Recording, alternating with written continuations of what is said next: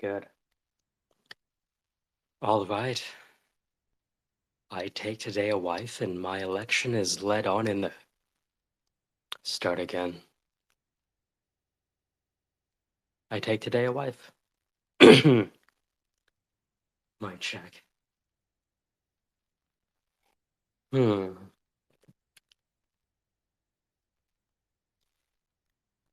I take today a wife, and my election is led on in the conduct of my will. My will enkindled by mine eyes and ears. Two traded pilots twixt the dangerous shores of will and judgment. Now, how may I avoid, although my will distaste what it elected, the wife I chose? There can be no evasion. There can be no evasion from this, and stand by honor. We turn not back the silks upon the merchant when we have soiled them, nor remainder viands we do not throw in unrespected sieve, because we now are full. It was thought Paris should do some vengeance upon the Greeks. Your breaths of full consent bellied his sails. The seas and winds old wranglers took a truce and did him service. He touched the ports desired, and for an old aunt he brought home a Grecian queen, whose youth and freshness wrinkles Apollo's and makes stale the morning. Why keep we her? The Grecians keep our aunt. Is she worth keeping? Why, she is a pearl whose price hath launched above 1,000 ships and turned crown kings into merchants.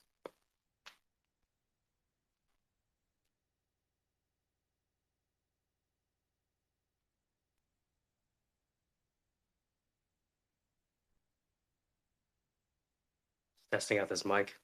I'm not sure if the headphones work though.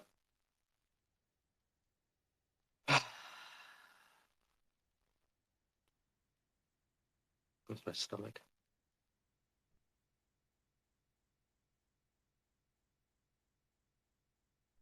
I hope I can get the mic to work.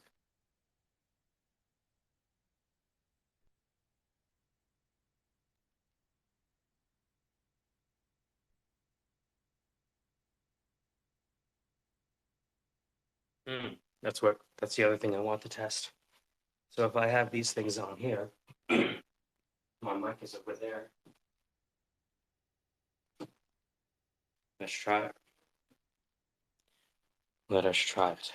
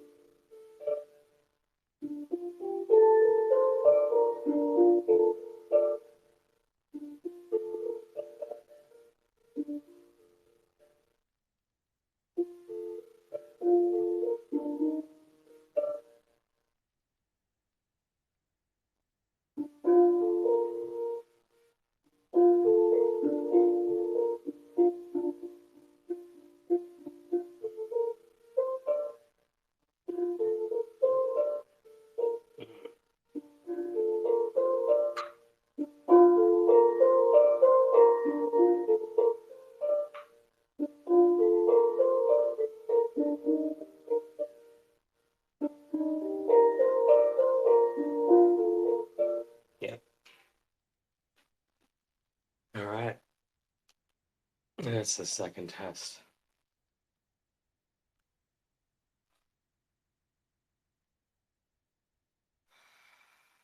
Let's test this out. Um,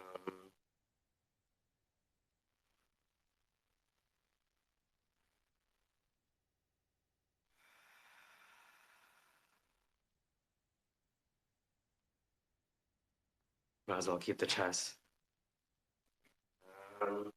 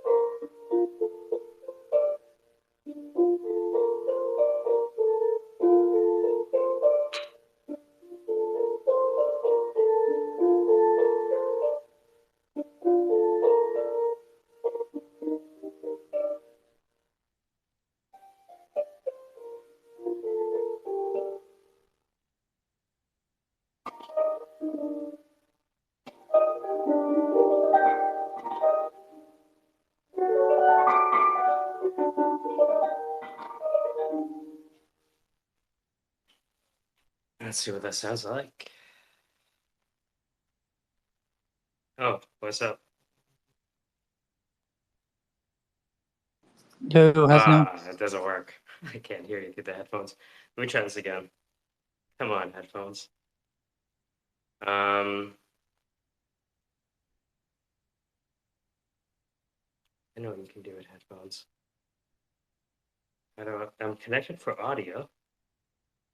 Oh, check, check.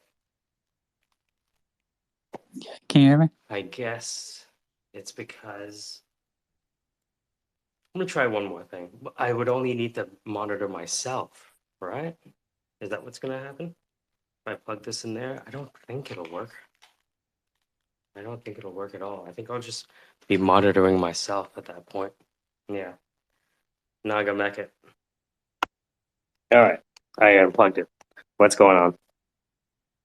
Yo, can you hear me? Yeah. Sorry, just testing out the mic. You know how it is.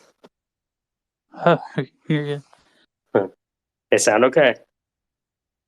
Yeah, it sounds phenomenal, actually. Yeah. Yeah. See, the difference with the phone microphone is too sensitive to pick up the.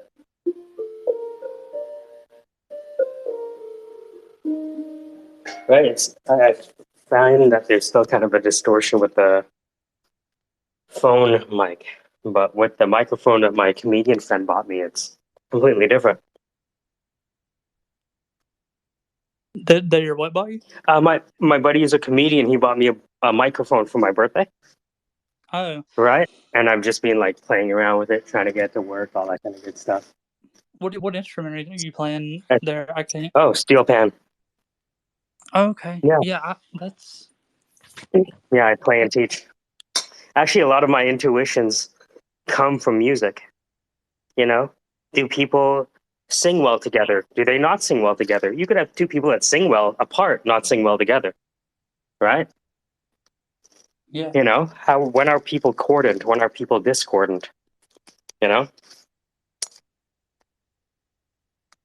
so I've just look. I started reading that book that you recommended. Jesus Christ, dude! I have not started reading that one. I'm I not ready for the brain melt. it's. I'll just give you the preamble. In the late 19th century, let's say like 1870 to 1910, you may have had 200 banks go belly up. 200 because they were loaning too much money out. They were leveraging their consumer deposits. The reason that banks used to go bankrupt is they leverage consumer deposits, sometimes 10 times, sometimes 99 times. So the question is, how do you stop banks from failing? That's chapter one. And he just walked through it. You know, back in the day, you get a deposit. How do you make money? Well, you earn interest. How do you earn interest? Well, you lend the money out.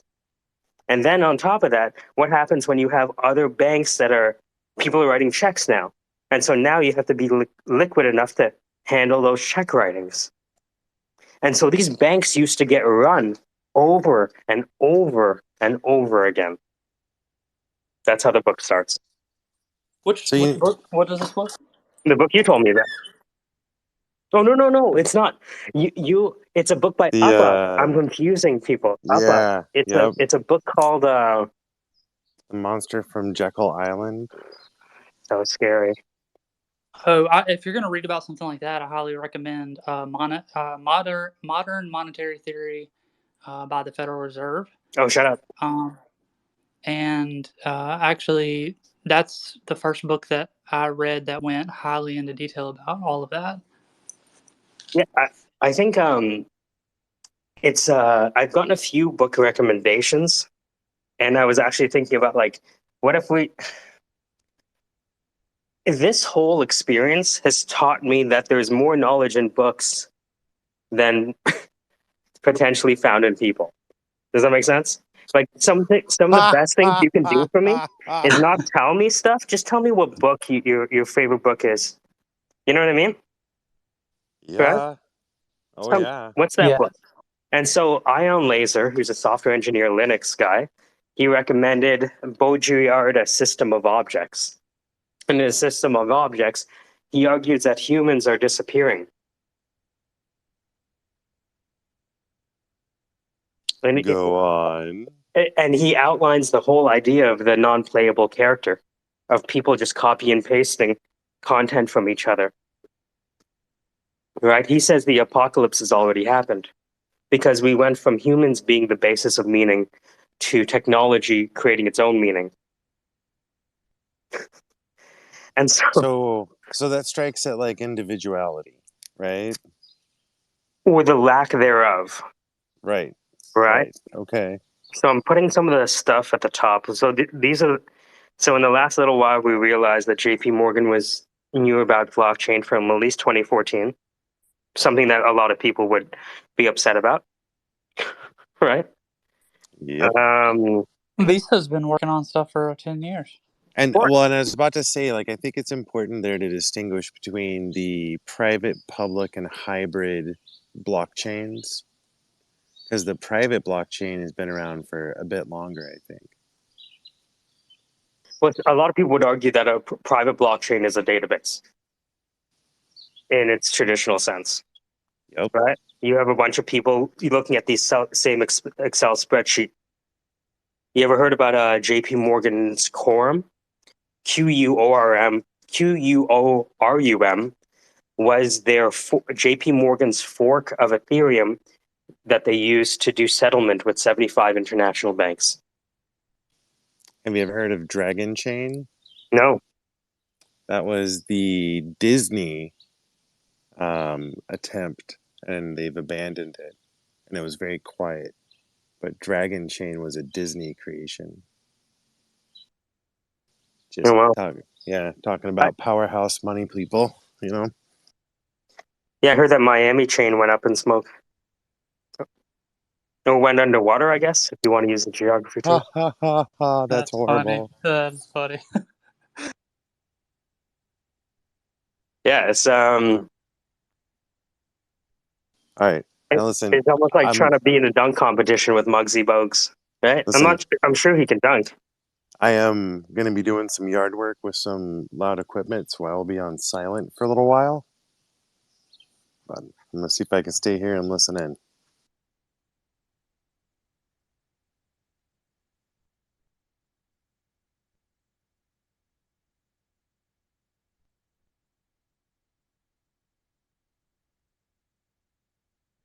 Yeah, so I've just been rotating these books, one about the Federal Reserve, one about the Vatican, one about a system of objects from Baudrillard. And it's like every time I kind of get bored of one, I'm switching to the other one. It's scary. It's a reveal. What made you want to go down these rabbit holes? They're all fun. I think I saw an article about the Vatican book, right? And with Audible, I looked it up, and it's basically about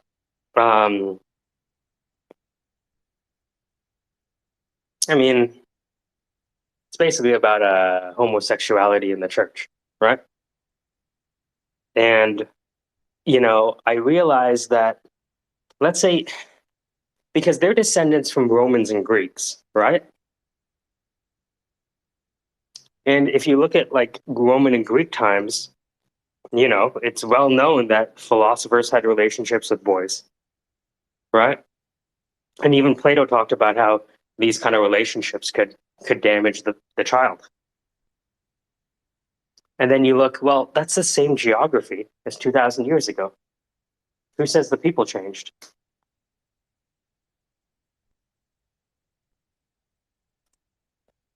And so that's the Vatican book. And then the J.P. Morgan book, obviously, we were talking about, the power of scale economies to manipulate, just about anything, right? And so Up recommended that to me, and so now it's almost like, remember those Zeitgeist documentaries? Now I'm reading the books that those guys read to write it, to create the documentaries. So Oh yeah, I loved the Zeitgeist when it came out. I love that shit. That was my favorite. Guy, I I, used to fall asleep to that like almost every night. I used to be so deep into Oh quantum. man, It that was like I don't know. That's like the Alex Jones days, and like I don't know. It's just the whole. I'm still in those days. I still check in with AJ every once in a while to see what's up. Yeah, I'm not gonna lie, I did too. Of course, I literally did yesterday. I mean, it yeah. like I Every mean, week, a little bit of Bannon, a little bit of Alex Jones, a little dash of Naomi Wolf. Up, Hey you're all. here. We're just talking about your book. So now you know why Casey's But, theory of rug pulling them yeah, is an impossibility. yeah. You can't pull the rug out of the mantle. The mantle is the mantle.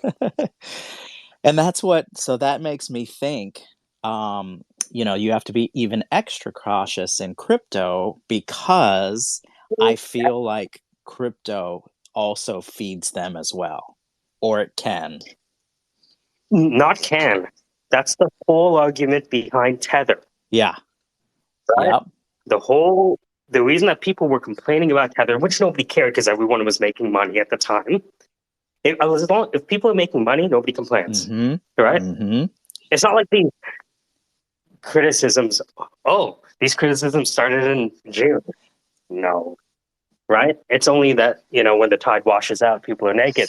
Yeah. And I was like, I thought these people had shorts on, right? Isn't that a short? No, that's a short. Yeah. So when I was saying yesterday or the day before, whenever I was in the last one, I was like, look, this is a completely different, you're going to come at it from a totally different angle going forward after you are exposed to all of this.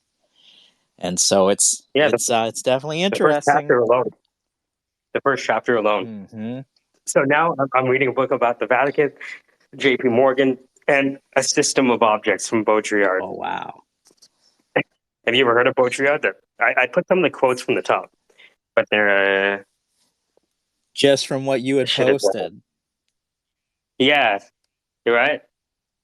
And the whole idea that it's funny because like these guys are all describing non-playable characters, Mm-hmm. right? Emerging from a world where everything is just copied and pasted. And if you look at like Rene Girard, who influenced Thiel, right? Girard was his philosophy teacher at Stanford. He had this idea of memeticism, which is all about like our desires are not our own. We copy our desires from other people. Yep. Oh yeah, that's interesting. I saw something that you had posted or referenced before, and one of the things I always talk about is I've gotten really into quantum physics and just Mhm.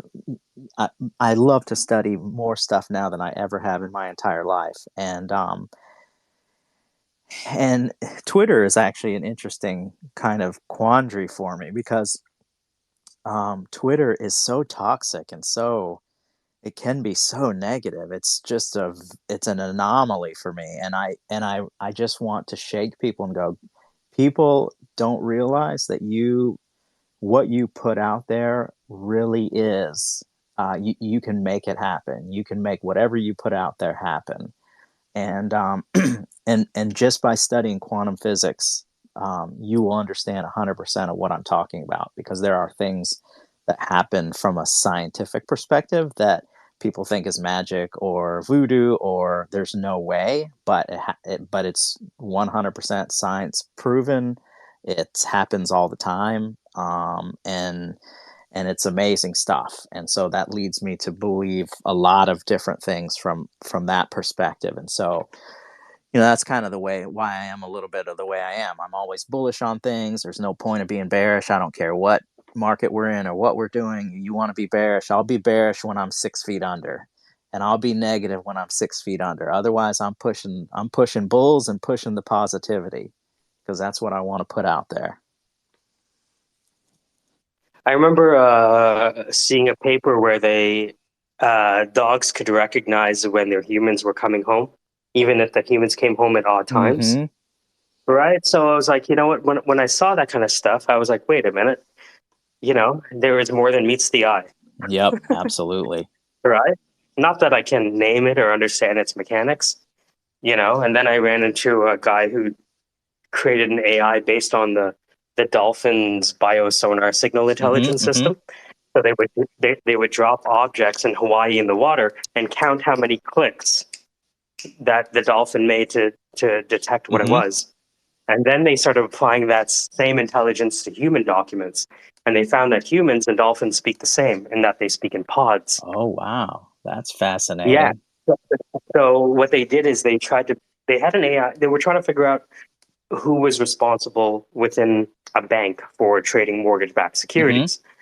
And it turns out that none of the AIs they used were able to find out. And when they tried the dolphin tracked the word poop and poopy.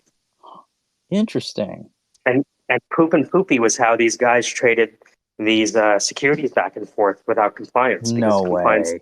would never look for poop and poopy. Yeah. That's But the dolphin, just looking at diction, made the connection. And so wow. I was like, wait a minute, you're saying there's a whole, like, we're worshiping the human brain right now, right? But you're telling me there's a whole AI kingdom full of AI that is just waiting to be derived? Wow. Yeah, that's crazy. Right?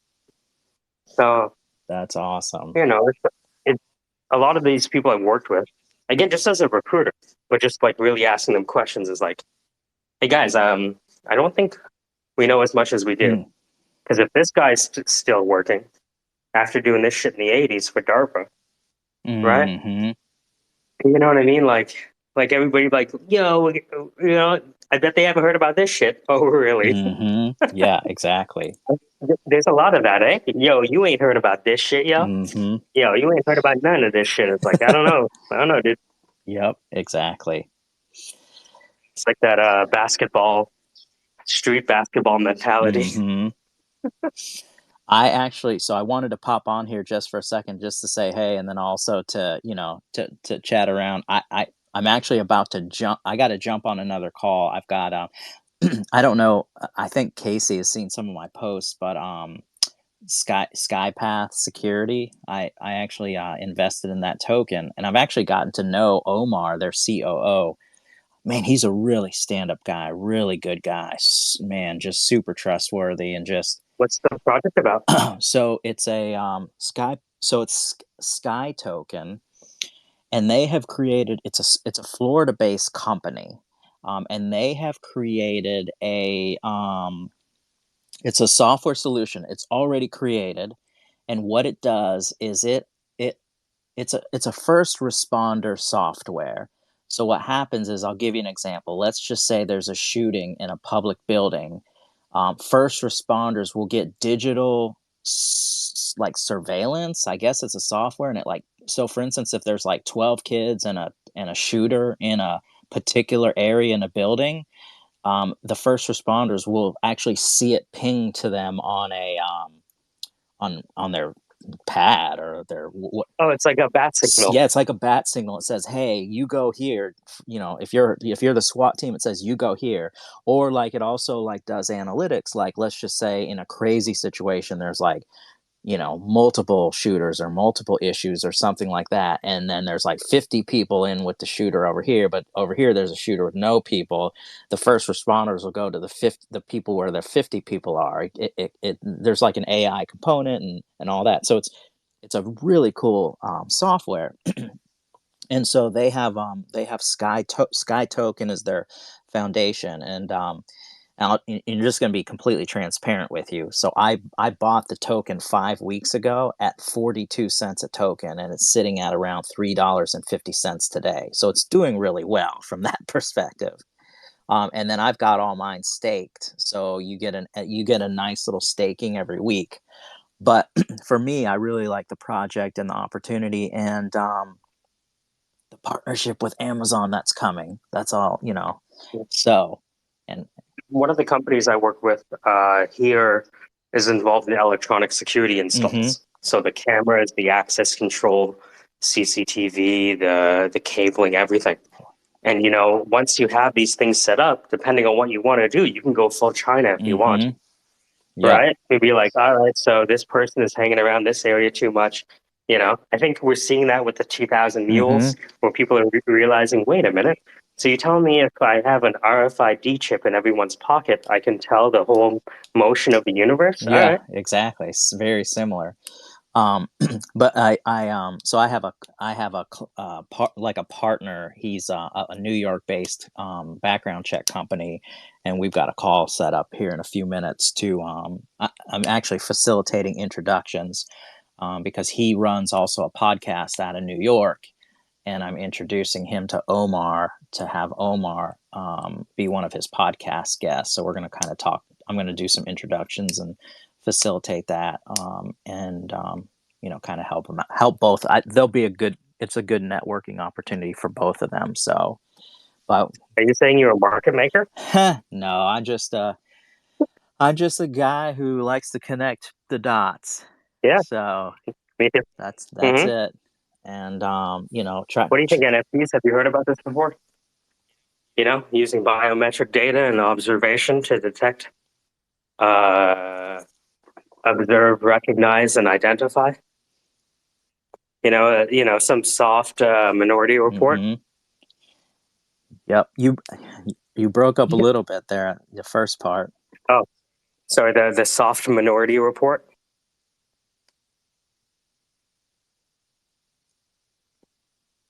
You remember that movie with Tom Oh, Cruise where they're trying to do predictive oh crime? yeah. I thought somebody else was saying something too. I didn't want to interrupt. Oh, I think NFTs are not to say too much, but NFTs are worthless. Knows a bit about security. Oh, nice. Hey, Well, I Mike, you do remember have. I was telling you about Ubiquity, right? Yes. So it's the same exact thing. The Ubiquity software with the key fobs and the cameras.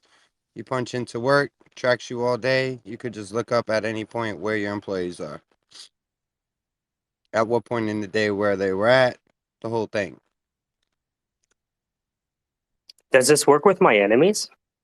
I'm just Well, they got to use the key fob. okay. I'll put a key fob in all my enemies. I can just track them. It's Can you hear me? yeah. I think. Yeah. Oh, there you are. Wait. What were you asking? Oh, no, because I think Up had to go, but he was talking about a token for physical surveillance. Oh yeah, I took a look at that. That's pretty awesome. That's gonna definitely be useful for first responders. Yeah, I remember Morgan Freeman getting upset when he discovered the machine in Batman's basement. Remember that? Right? The same thing. Using the fucking echolocation to see where the Joker was. I wonder if it's a play on Skynet.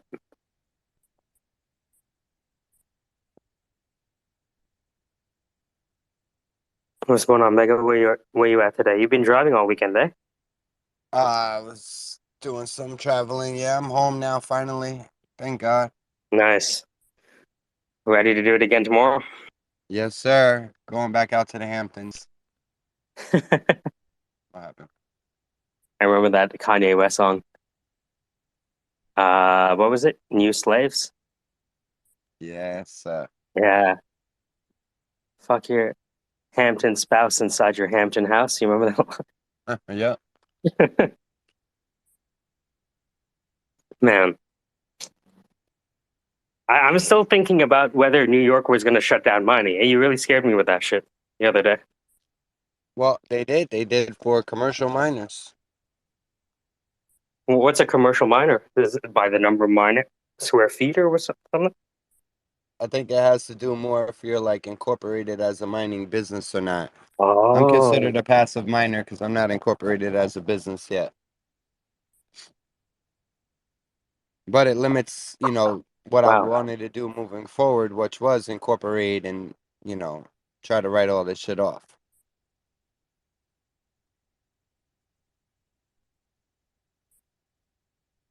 Wow. Yeah, it's sobering because like I would have never imagined something like that. But I've been watching all of these. I'm not sure if you know about this guy Peter Zion. My energy friends were kept telling me to watch this guy. I need to watch this guy, and he was talking about how like a lot of the world's energy, fertilizer, and steel uh, is essentially between Russia, Ukraine, and Poland.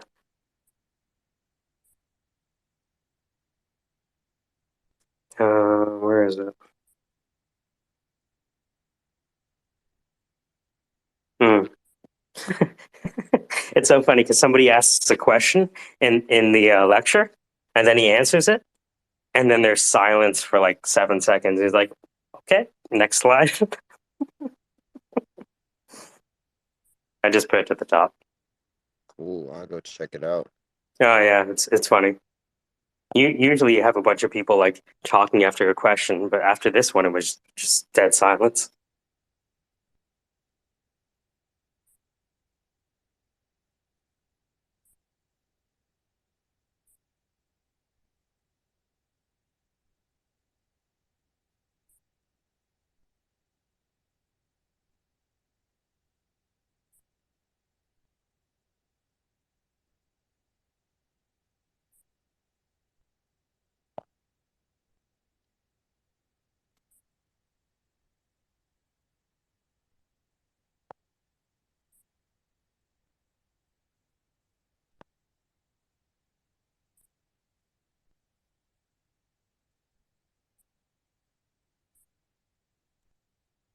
Oh, today was good.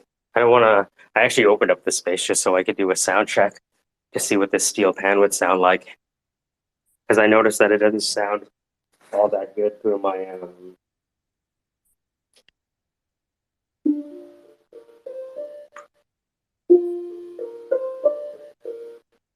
right. I don't like the way it sounds through the phone microphone. Sounds low.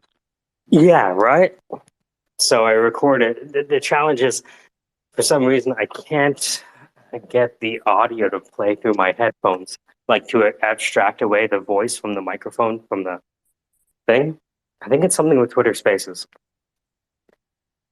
because when I'm playing stuff on my phone, I can route it through my Bluetooth headset and then talk through the microphone. But on Twitter Spaces, it doesn't work for me.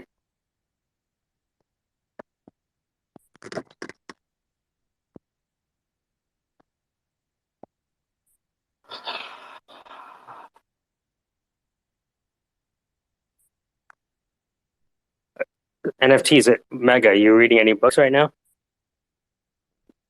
Thinking about starting a book club because I can't read all the books I want to read. Go back. I cannot lie. Megatron is ignorant. He reads when he's reading instruction manuals to get working. Yeah, I hear you.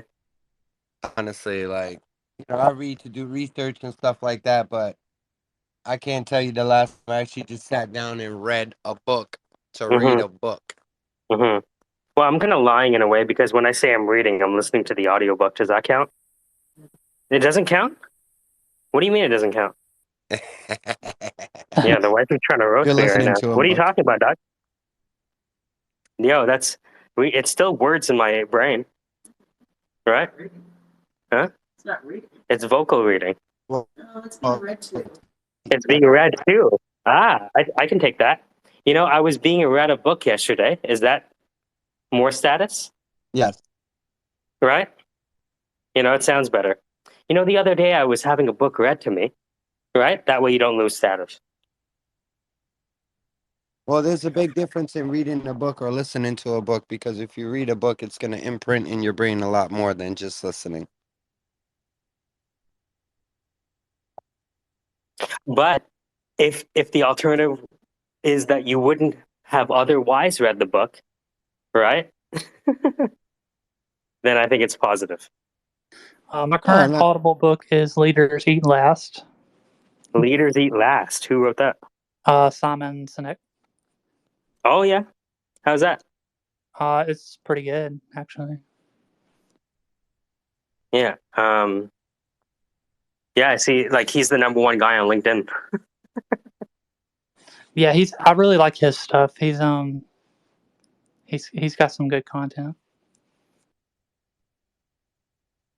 Yeah, I think the past 2 months have made me realize how much I need to go back to books,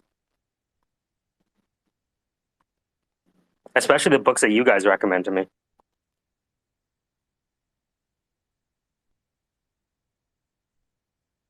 I remember there was a guy who took over a house from a trader, uh, somewhere like in North Toronto. And when they took over the house, the garage was filled with books.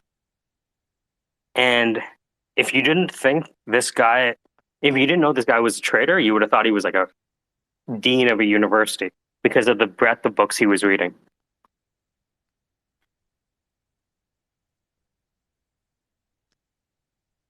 Yeah, I read so much every day, in so many different areas that, uh, I mean, to read like a hardback book, it's not bad to do. It's just whenever I have the opportunity to do it. Otherwise, I'll just listen to an Audible because, it's easier when you're driving down the road. It gives you something to do besides listening to music, which is not productive. Yeah, audiobooks got me through a lot of commuting for work when I have to drive from site to site. Yeah, I think that's how I read half of Stephen King's fucking library. Yeah. that's literally the best time in the car. Yeah, totally. I heard of a guy that all he does is like rifle through the same 10 people while he's driving. And that's what and his friends are like, "Oh, you're driving now, huh?" And he's like, "Yeah." That's when he talks to them. I feel like in a lot of ways we're starting from zero again. Do you feel that? Right? Um, From people's sentiments what do you mean? in the way they feel, right? Like if you join a Twitter space and people are talking about, you know, this project or that project, there's kind of a malaise or a sense of distress that wasn't there before. Oh yeah, that's just part of the cycle, I think. Yeah, absolutely. I do think it's pretty crazy the amount of people that have completely disappeared from Yeah. this entire space so quickly, and it's the same exact thing that happened in 2017 and even before that. And so just to see that, like anybody that's left, um, those are the people that are really into it. I mean, they're the most of those people are the builders, and I don't know. It's really interesting to watch from a high level. I was talking to somebody about a project and they were like, if the price was different, people would think different. And I'm like, you know what? Every day that the price is low, I'm happy, to be honest with you. Yeah, It gives me there's more of a so many chance. buying opportunities right now. Keep that shit as low as possible for as long as you possibly can. Right? Like, like personally, um, there's just some project that I don't care what the price is. I really don't care. Because for me, I just focus on the founders. Right? Don't tell me about the project. Tell me the founder. And I'm going to look up the founder, and I'm going to find out what the oligarchy behind that founder, right? And I'll invest based on the oligarchy, not on the white paper. Yep, that's some truth right there. I just figure doctors know doctors, lawyers know lawyers, and even Yeah, that breaks down too because um, people are like, venture capitalists need to focus on project value. I'm like, not necessarily. no, If they're there to make money, they just need to be in a market that's trending. yeah. I mean, anybody that's an investor that I've ever spoken to, I mean, it's always been we invest in the founder or the core people, uh, that's more important than the idea. I mean, so Because the idea is going to change in the crucible of execution, right? yeah, There's no way that the idea doesn't change, because no prototype survives first contact with the end user. yeah. I think maybe we talked about this. I don't know, but Mhm. I mean the company that I'm with now, whenever I first walked into there, I mean, we had a singular product that was not, it only did one thing. It was for a specific purpose. And after we got good customer feedback, we completely pivoted everything in the entire business. And doing that, it increased our sales by multiples. So, Yes. So uh, the prototype got you into the door, but it was what you learned after you got in the door that really built the product. yeah. And it was such a lesson for me because I'd never been through an experience like that. So in my mind, before we had got to that pivot point, I kept wanting to push to build out more and solidify more what was already currently there. But the CEO, he's like the best leader that I've ever met. I mean, I watch everything that he does because he's just so good. He kept telling me, no, just wait. I think that this is gonna get to a point to where we'll need to make changes or do something. And I don't know, he's totally right. It was just really incredible the whole process to actually experience it because you hear people talk about it, but like when you go through it, you don't even realize it's happening until it happens. But like we had existing clients that we had to like forcefully port them over, and that was like a huge concern. But um, like by the end of it, it was like, well, I mean, it was totally worth it because we got multiples more. So The if you read books, right, like on tech, um, or just hear stories about tech, you don't realize how many small and large changes were made to the thesis along the way.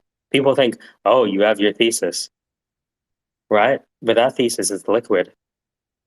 Like I started working with a company, and we started creating e-learning for techs. And then I realized the clients don't want e-learning for techs; they want trained technicians ready to work right now. So now we're a staffing company with a training business, not a training business with a staffing company. yeah, that's incredible. Right. So,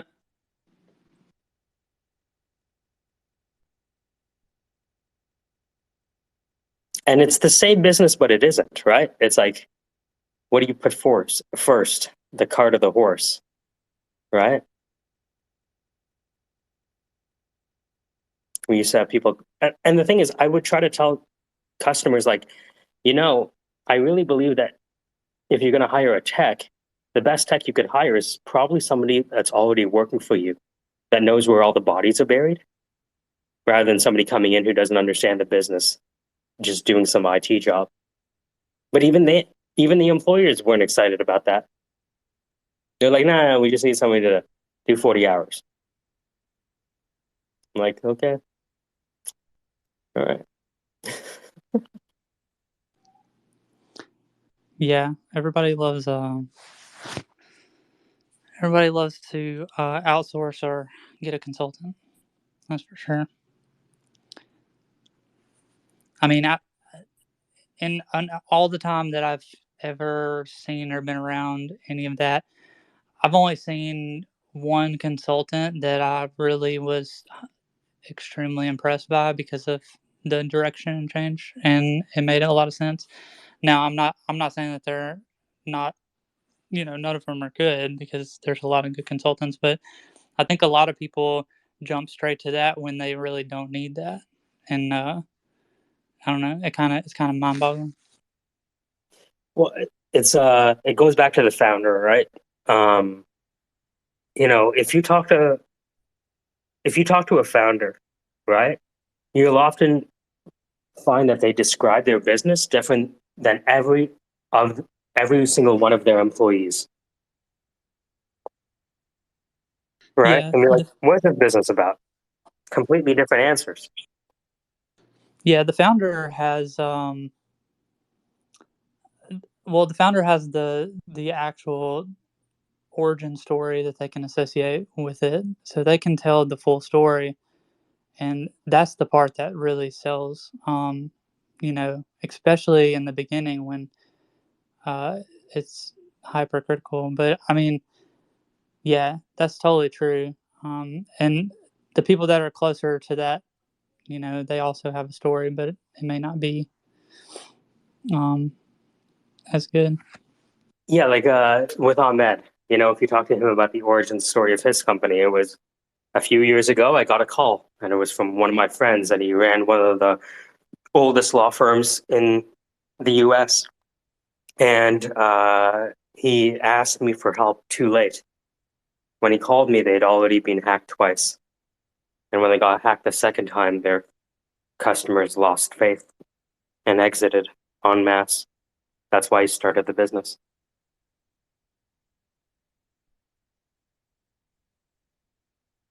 And he's also an engineer, right? And all that kind of stuff. So it's like you talk to anyone else, right? And you won't get the full picture. You won't get the full why. With the guy who runs the tech company, it was that every time I went on site, project managers and architects would fuck things up because they don't know how things work in the real world. So I create a company by technicians for technicians. Interesting. So,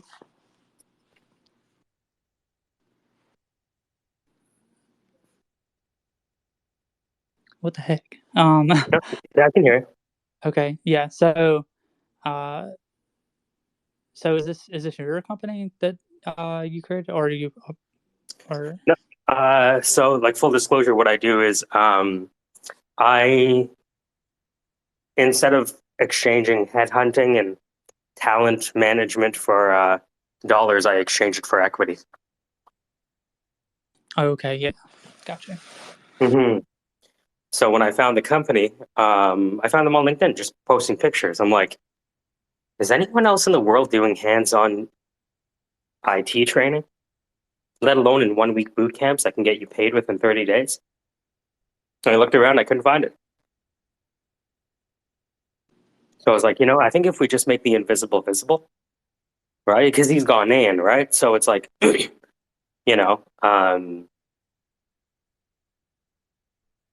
he's a great technician, doesn't know anything about creating videos. And I don't know anything about being a technician, but I can create some videos, right? I can recruit some staff. And so we kind of like found that it was a complementary relationship. And we just started building out. And so now, like maybe almost 6 months later, we interview a bunch of people, they come in, we do a test, we found out most of them fail. And then we say, hey, employer, if you like the attitude of this person, we can backfill on knowledge and skill. What Right? kind of testing do you guys do? Do you guys base it off personality, or do you do personality tests first, or do you do how do you, No. Well, so the way I do it is I get all these resumes in, and then I have conversations with folks, right? And after the conversations, we bring them in for an assessment with the founder, right? And we'll be like, all right, so if you're such a big shot, here you go, take this cable and take these tools, and see that server closet over there, hook it up. And 99.9% of times we tell people hook it up, they're like, we don't know what you're talking about. And we're like, okay, so what we need to recognize is that resumes are worthless and communicate nothing. And so let's just have these people in. And for the right people who want to really take this career seriously, because a lot of this stuff is learned in the field, not learned in a course, right? Because it's the confluence of electronics and hardware and software, right? Big big institutions aren't set up to do that kind of education. yeah, I think I mean really in all reality, 99% of the things that I've learned throughout life that are tech related in any sense have been through either hard experience and some kind of lesson or just learned because I wanted to. But I mean, I've been coding since I was like 10, 11, 12, 13, somewhere in there. So like, Yeah, so I mean, yeah, it's I've learned to kind of be like aggressively honest with people in this regard. Be like, look, I hope you like driving. This job involves a lot of driving. I hope like you like getting up early because you're gonna need to get up early, right?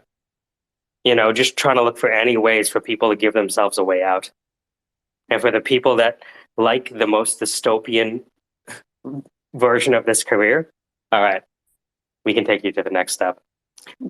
But the e-learning guy told me that when they're trying to do training, they're trying to build knowledge, skill, and attitude.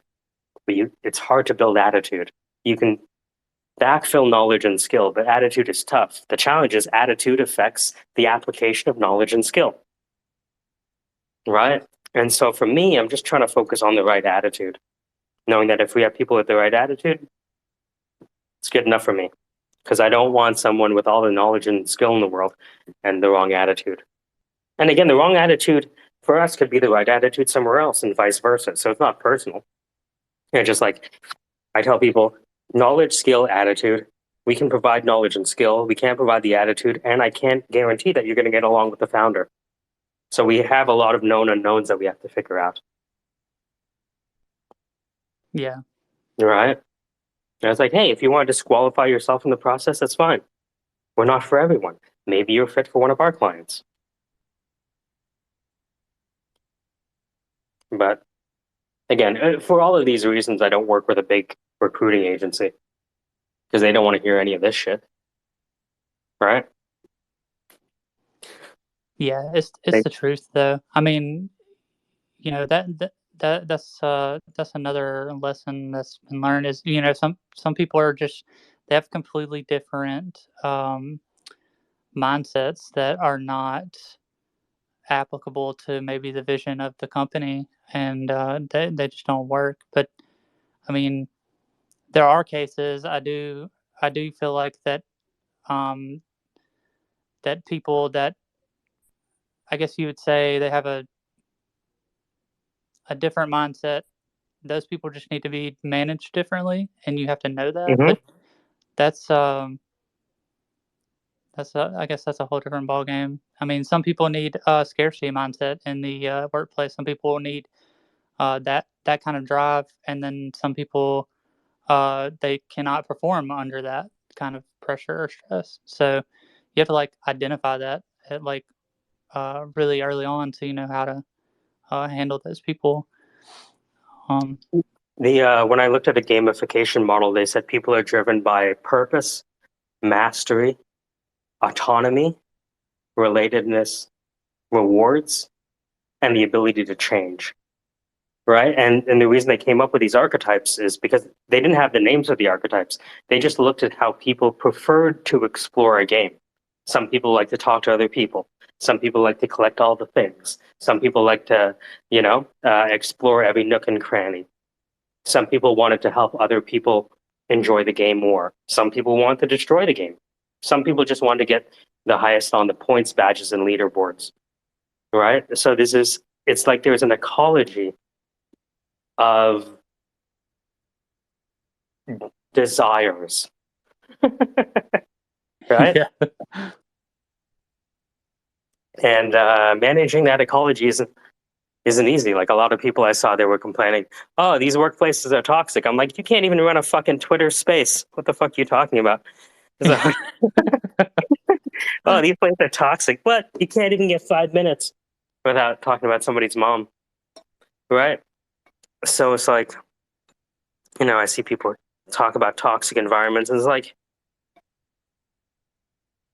yes and no. right? And show me the places that are like gardens of Eden, by the way. Yeah, I think no matter where you go, you're gonna have something that you're gonna have to put up with. I mean, it's People are people. Yeah.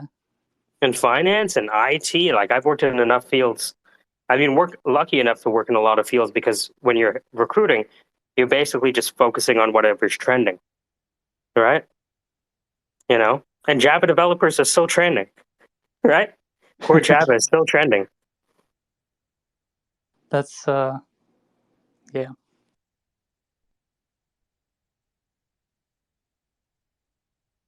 You still think NFTs are worthless? In their current form, yes.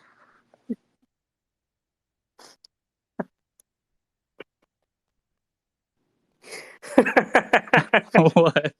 No, just imagine us being like in a round table, you know, right? At like some office, right? And somebody's done their presentation. Now it's time for questions. Yes, NFTs are worthless. So you had something to say?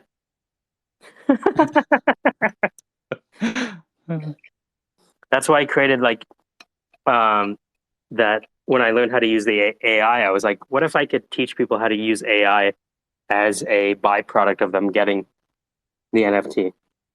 And even in my head, it's like a weak proposition because why do I need an NFT to achieve this?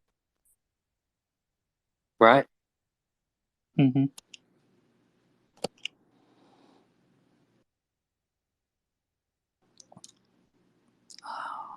I don't know. Did I tell you about the NFT idea that I had? I don't know if I told you or No, not. tell me.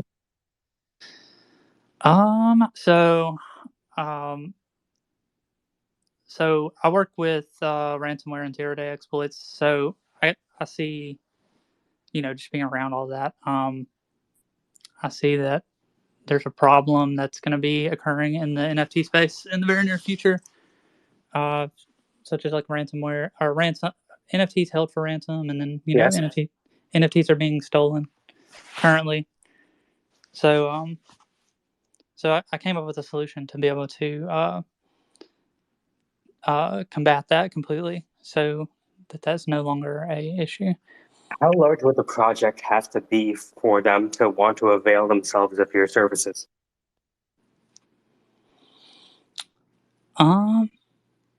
What do you mean? Like, I know a lot of projects that I've met through Twitter Spaces, right? That are launching multiple rounds of different NFT releases, Oh yeah. right? And I've gone down the rabbit hole of like miner extracted value and people looking at the mempool so they can buy up the floor, all that stuff. Mm-hmm. But I think this would be of interest to the founders, right? This NFT project has NFT resilience or whatever. I call it secure NFTs, and I think that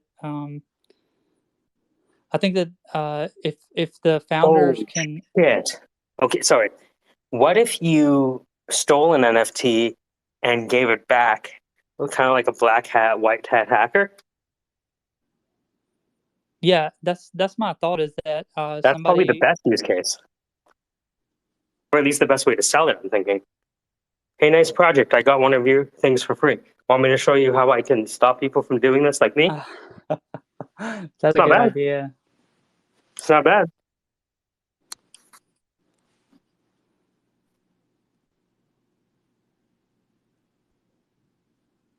Sell the dream, sell the nightmare. Yeah. Sorry. I must come Yeah. across as so pessimistic sometimes. This guy is terrible. It's all doom and gloom. Yes. No, not at all. No, but I think that would be like perfect, right? You found. Let me ask you this: if if there was a bounty that somebody put to say, "Hey, steal my Bored Ape Yacht Club piece," you think you could do it? Um, I'm pretty sure if there was enough involved for it to make sense for me to do it, I'm pretty sure I could do it. But I mean, most of that stuff is social engineering, like 90% of the time. So Shut your mouth. Tell me. This is not black hat advice. you should know. Listeners of the future. You should know. The majority of the time is social engineering, and the majority of the time it's just Like, hi, NFTs are worthless. This is Michael calling from your telecommunications company. We've just experienced a hack, and in order for them not to access your bank account, we need to verify your PIN. Of course, I love that. So, but it seems with I'm in the wrong industry. I need to get into fucking hacking. What am I doing recruiting for? If I can convince people to take a job, I should be convincing them to give me their password.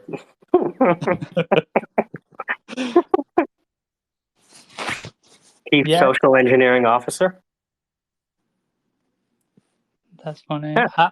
SEO. I like it.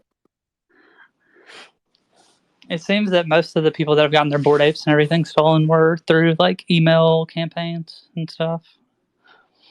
But wow. Well, I heard people that were using the were breaking into the webhook functionality that people were using in their Discord servers to break in. Oh yeah, I saw that. How does that work with the webhooks? How do they exploit it? Is that what you're asking? Mm-hmm, mm-hmm. I don't know how they exploited it in that case. I just saw the article. I saw a flash about it recently, so I don't exactly know how they pulled that off.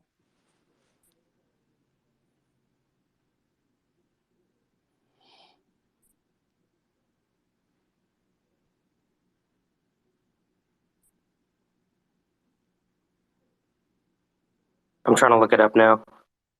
Discord hacking is the newest threat for NFT buyers. There's many ways though that that Discords have been taken over. I mean, I just saw another article the other day that Me6 was somebody at Me6 was compromised. The bot service, the bots have access to the Discords, and so, right. Let me see how they do it. So, blah, blah, blah, fell victim to the same attack. NFT collection, Monkey Kingdom. So, like, to me, it'd be just like, who's in charge of Monkey Kingdom? Let's see. Let's make the sale right now. All right. Monkey Kingdom. Who is the top? Okay. So, Monkey Kingdoms. Mm-hmm.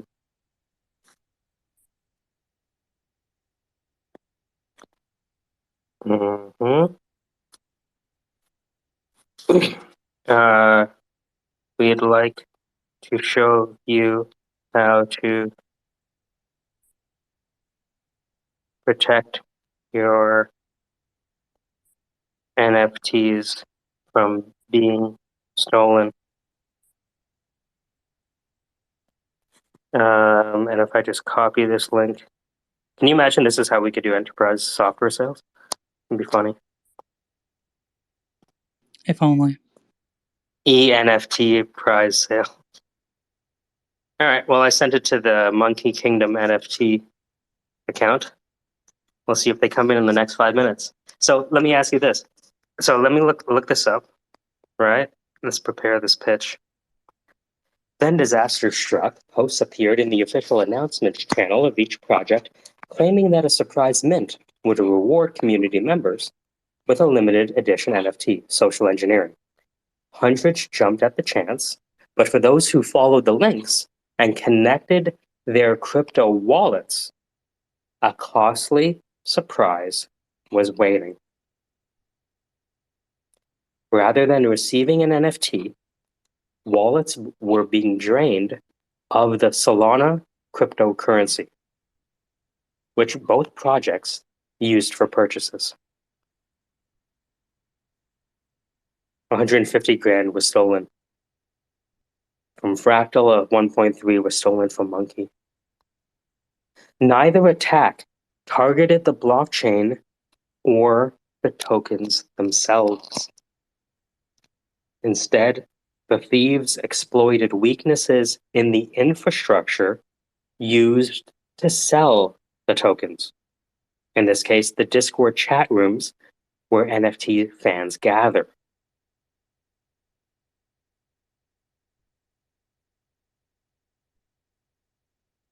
By gaining access to webhooks belonging to both servers, the hackers were able to send messages that were broadcast to all members. Make sense? A feature meant to be used only for official communications. Wow. So if nobody's looking at emails, then you can fish them through their Discord. Yeah, that seems so. Yeah. Yep. I'm reading.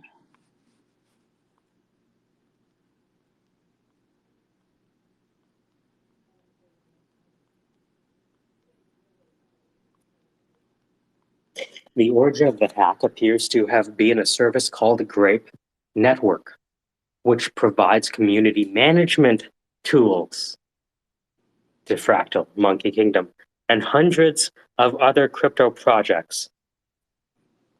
So maybe we need to go to Grape Network, right? Because Grape Network is already being retained by these projects. Grape Finance?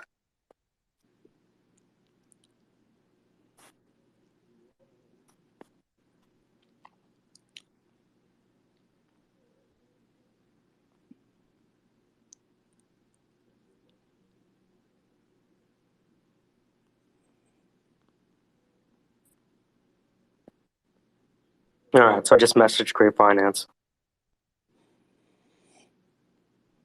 Hey, Casey, so what we're doing is just hitting up a bunch of the projects that got rugged, and NFTs are worthless for a small pittance. We'll show them how to. And how many projects do you have that have been rugged? So Grape Finance, here's a beautiful thing. Grape Finance manages the community for hundreds of NFT projects. Mm-hmm. So they're the sales channel, right? Okay, So by so securing them, we secure all their projects. and what is your off-ramp technique for the NFTs? Well, right now, the initial technique might be to steal one of their NFTs and show it to them. Be like, all right, you want to prevent us from doing this again or anyone else? Oh, you're talking security. You're not Yeah. talking. Oh, This is pure security. So NFTs are worthless. Knows they're worthless because he's in security and can hack your project. So whether it's needless or anyone else, he can basically walk in and be like, all right, these are how people are going to attack you. And if I want to steal your shit, this is how I would.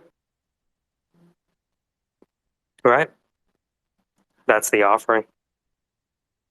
So before anyone launches, how do they answer the question, how secure are these transactions? Right? They don't have a good answer for that. In fact, they have a terrible answer for it. Enter NFTs are worthless. Who better to secure your network than somebody who believes NFTs are worthless and can show you? that's pretty good sales pitch right there. Yeah, you like it?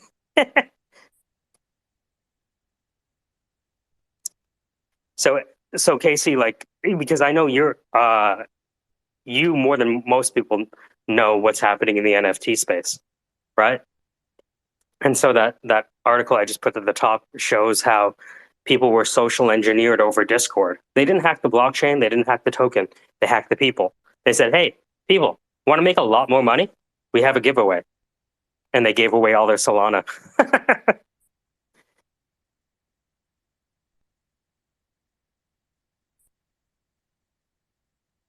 Bear with me for one moment. I am working on a tractor. I have a reply, but I need a minute.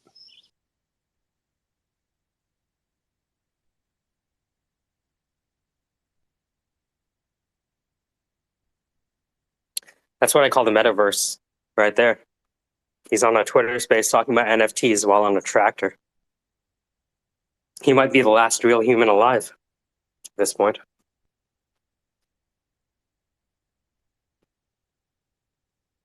But NFT.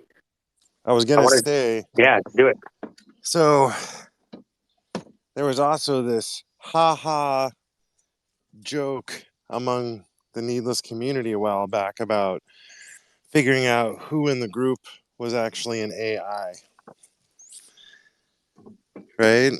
The assumption being that AI has already infiltrated and someone amongst the group is probably just an AI program. So I think you're the AI. I could be the AI. I mean, if you think about most of the things I say are things that I have read before, Right? right? Most of the things that I say are based on the books that I've read and based on the recommendations you guys have gave me. So if you ask me an answer, I'm going to give you an answer that I copy and paste, Yep. essentially. Yep. And Baudrillard said that's the end of humanity.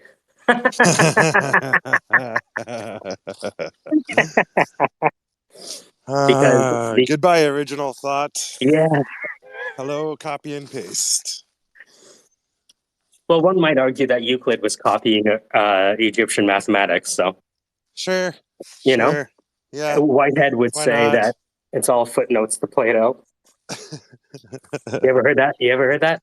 The No, entire but I like it. characteristic of European thought can be seen as a series of footnotes to Plato. I think there's a lot of people that wouldn't like that so much. Right.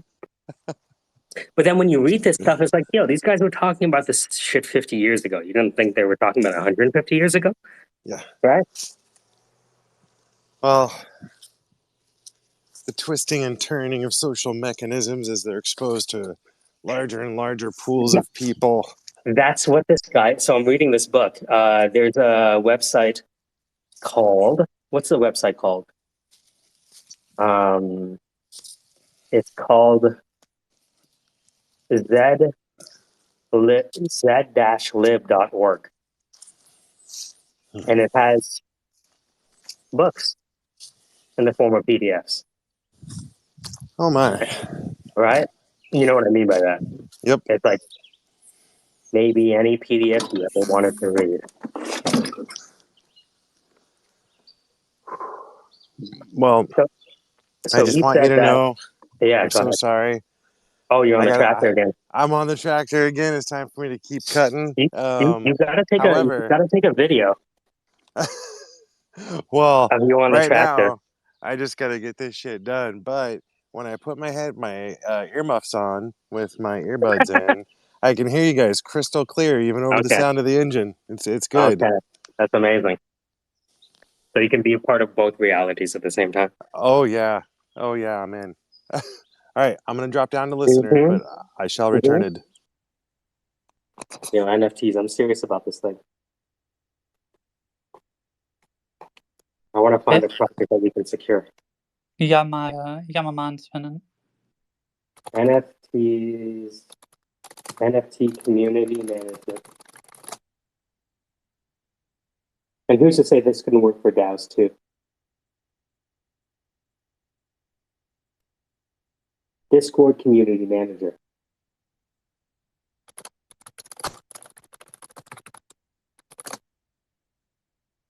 So let's see here. Oh, yeah. Holy shit. Okay, so think about this. What if I targeted all of the companies that were hiring a Discord community manager? Okay. Hi, this is Michael. We haven't spoken before. I'll take some of the mystery out of my call. Came to my attention you were looking for a Discord community manager. And I wanted to find out if you had already hired someone to harden the security around your Discord to make sure it wouldn't get hacked.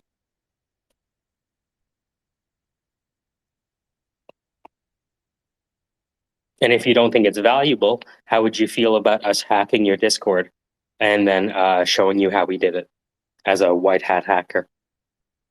Call us penetration testing for your Discord. Is that something you might be interested in? What would you want to charge for the first engagement? 5, 10 grand? How does it usually work for a pen test or an exploit identification? We will take your unknown unknowns and bring them to known unknowns and bring them to known knowns.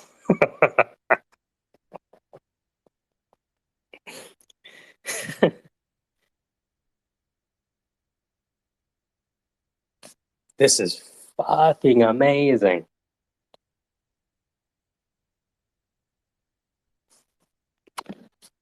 Michael. Yeah. Okay. Email.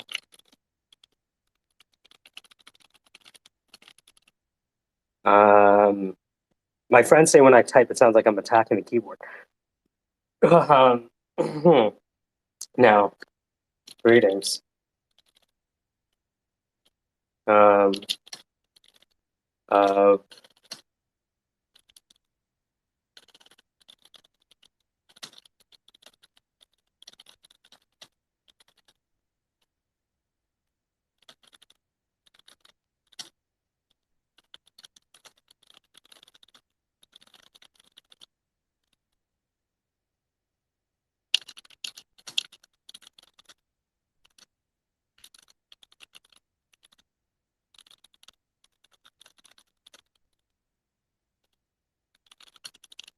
Greetings, our team of white hat hackers would like to prevent your Discord servers from being hacked. May I send you a vulnerability report for one of your projects?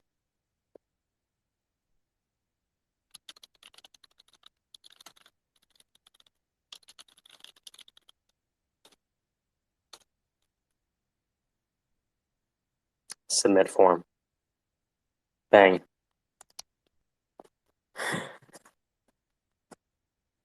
I have half a mind to call this Melbourne company right now.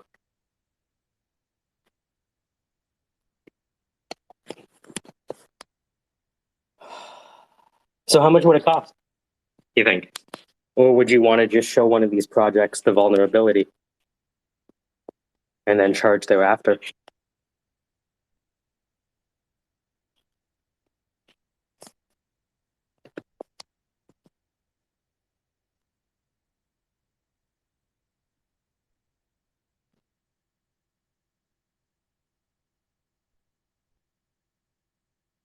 Yeah, I'm going to email all these companies. What is it? Golden Meta Marketing Agency? Oh, yeah.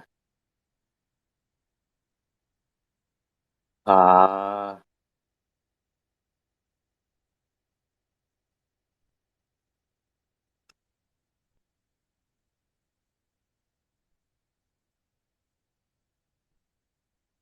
Impact Theory.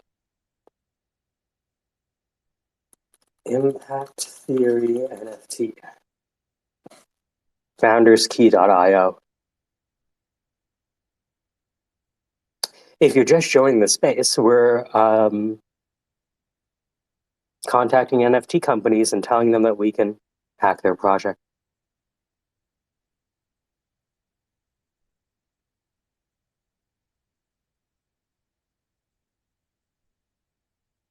Legal terms of use, Twitter, follow, impact.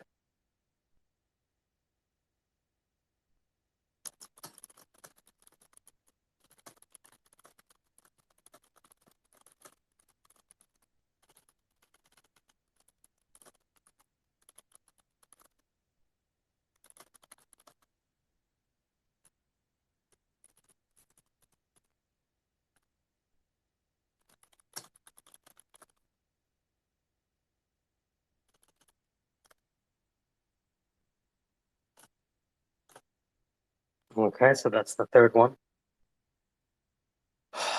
Why 827?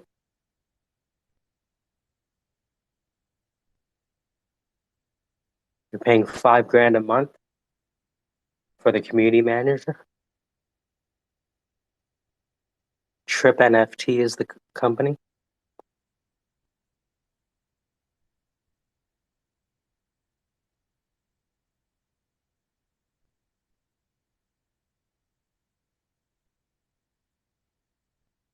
You know, it's funny.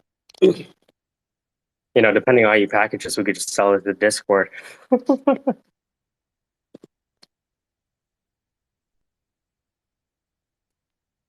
All right. So, crypto.com owners.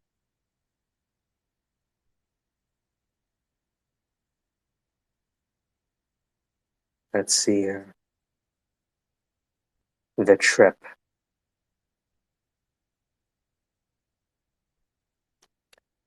The trip. Beautiful. There we go. I think, no.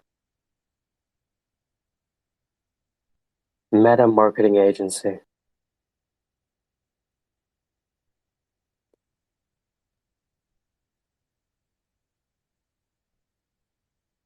$450 a month. Are you drunk?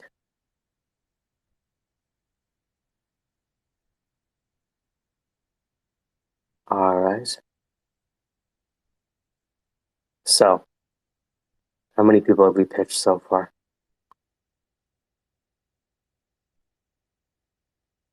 That's 1, 2, 3. Okay.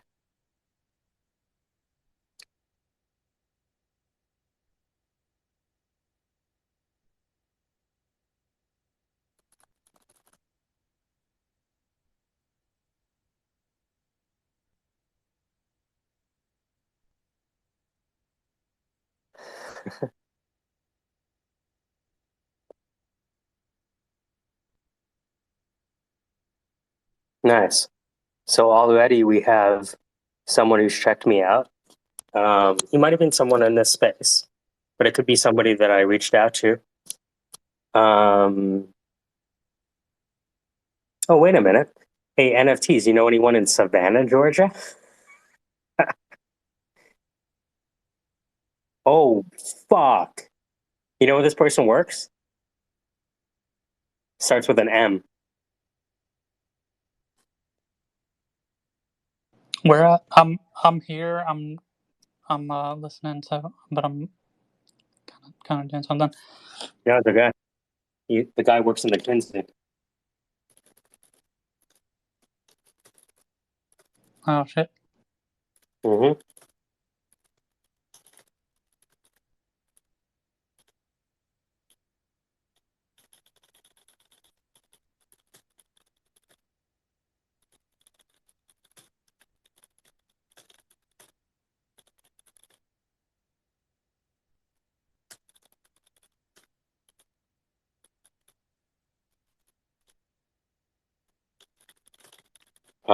And what I can do. Hello, people of the future. If you are listening to this Twitter space, the reason that we are contacting you or communicating with you is because any NFT that you release in a community that is managed on Discord can be rug pulled. And the only reason that you have not been rug pulled yet is because there's not enough value. As soon as there's enough value, take a look at Terra Luna, the exploit will be executed. If you are the founder of an NFT project and want to maintain the value of your project while you're being attacked by hackers who maybe don't have the same interests as our team of hackers, we can sit with you and make sure you don't get rug pulled. Specifically, not me. NFTs are worthless. Who better to secure your project than someone called NFTs are worthless? Now we just needed a name for the project.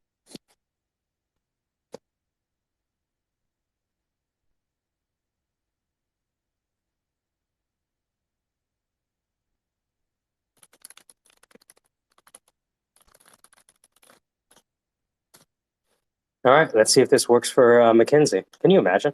That'd be fucking amazing. Yeah. What are the? No, there's no fucking odds that this guy just found me just like that. No way. Not during this conversation. No fucking way.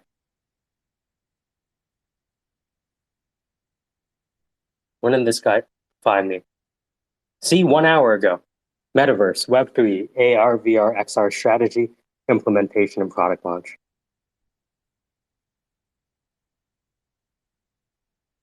Evaluated multiple NFT opportunities, blah, blah, blah, blah, blah. B2B sales via Metaverse.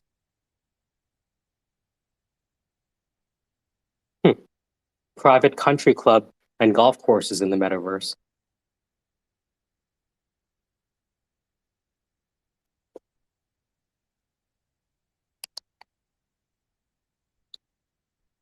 Wow.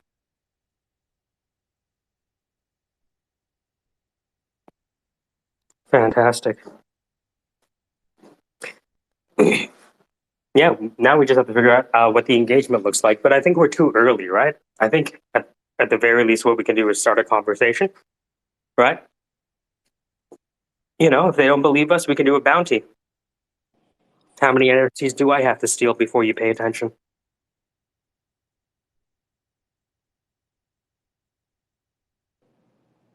Yeah, I agree with that.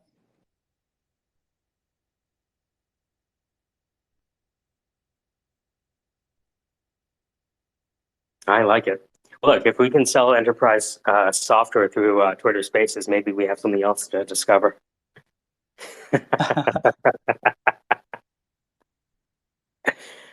There is no way that we just open up a space, have it for a couple of hours, and I've seen people come in and go.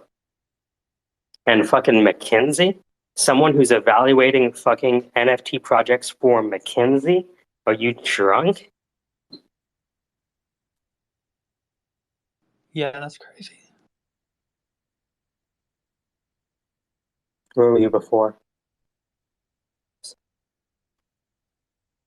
Oh, nice. So before this, he was in the oil and gas industry.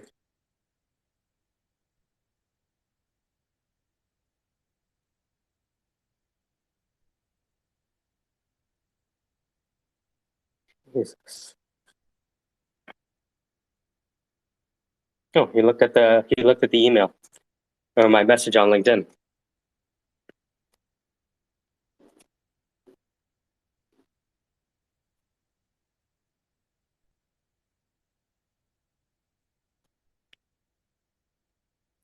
Do you have another 5 minutes? This guy, you know how you can see when people look at your messages on LinkedIn? Yeah. Okay, so the guy from McKinsey has looked at all of my messages so far because he actually connected with me, not the other way around.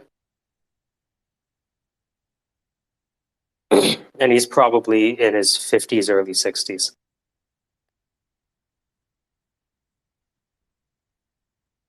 I should send you it actually, because if he joins, I'll bring him up. Right? But let me give you some background before we do the sales call here. All right, check this out. I just sent you the profile. Tell me if this is tell me if this isn't the most ideal buyer.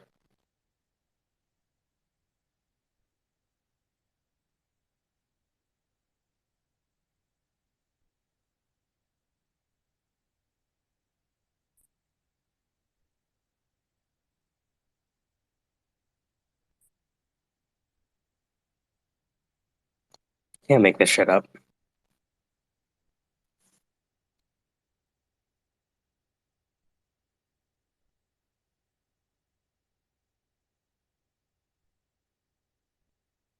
The other person he's connected to that we have in common is Mance Harmon, who's in charge of Hedera.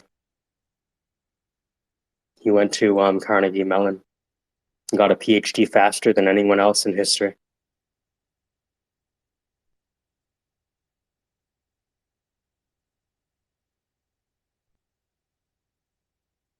So let's do a practice. So what you're saying, NFTs, is that you think that there are vulnerabilities that could rug our projects that right now that we're not aware of?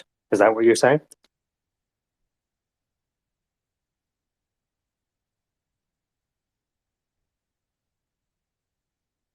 Yeah. Can you give me like 1 or 2 more minutes? No, take your time. Yeah, Okay. bring it up.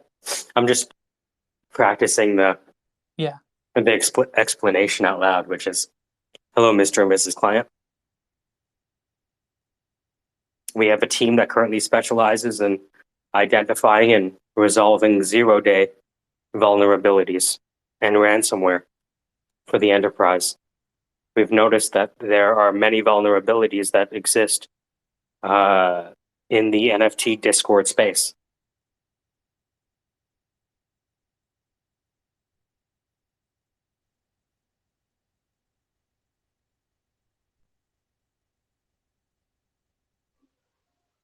Hey guys, I just wanted. Hey, I'm listening. I'm at work. I'm just creeping. all Yeah, I'm good. just creeping today. So I just wanted to say. I thought you were the one from McKinsey. I was like, wait a minute. No, fascinating stuff. But yeah, I just wanted to say, like, I'm just working. But thank you for opening up the space. Yeah, you're like TLC. Remember that song, Creep? Exactly, dude. Exactly. I'm like, or like, what's it called? Level 100 lurker right now. But yeah. All right. Hi, Casey. That's great. Yeah. Casey's on the tractor right now. Oh, he's where? He's cosplaying as a farmer today. He's on a tractor cutting grass, I think. Nice. And just stepped off. Just stepped off. Nice. What's up, Am? How you doing? I'm bud? cutting my own grass over here. In a You have your way. shirt off, Casey. No, shirt on. Shirt on. Hey, so I did want to mention something to you. Mhm. The organization that I'm with actively scrapes NFT platforms for signs of vulnerability. Mhm. And I wanted to let you know that your project actually came up on our scrape list. So I was reaching out to Awesome. you today to inform you that we see a vulnerability and to offer Awesome. our white hat hacker services to help you ensure that your Discord community doesn't get taken advantage of. Is that, Mhm. you want to talk about that? Is that interesting to you? Yeah. Great. Yeah, absolutely. Bring Great. them in. Great. Because what I've been doing with those NFTs is creating them and not publishing them so that I could be identified as such. So when I first published the NFT project, I knew that people were looking at it, right? So what I've been doing is publishing the NFTs in a way that they're visible but not purchasable. Nice. When you told me about the people who were sniping NFTs, I was like, what if I could create a scenario whereby I could make my project known to snipers? So say hi for me. I engineered it in a way for them. If you are snipers, I'm going to show you what to snipe. So I'm glad it worked. Because if I am on the target list for snipers, that means they believe there might be some value here. You've made it. You've made it. You could have made Right? it. Yeah, you have. But I couldn't have done it without Casey because Casey was the person who exposed me to that community. Who's being humble now? Who's being humble now? Yeah. No, it's true. Right? I wouldn't have known Needless or any of those folks without Casey. Right? I'm just a router. I'm here to route people to A their router. needed the A human router. router. I think that's called a Maven by Gladwell. Is that what that? Yeah. Remember that book? It's a good book. So, you Dude, that's great news. Are you telling me that the people who like to manipulate and take advantage of NFT projects are paying attention to mine? This is perfect. right? What? That means I'm at the top of the market. Yeah. All right, Stroke NFTs the are worthless. Are you ego. interested in hardening and releasing an NFT project with me that we know has attention from snipers? Maybe we can create a bounty, right? I love this. Hell Right? That is hot. That is hot. Yeah, I'm super in. I'm super in with this idea.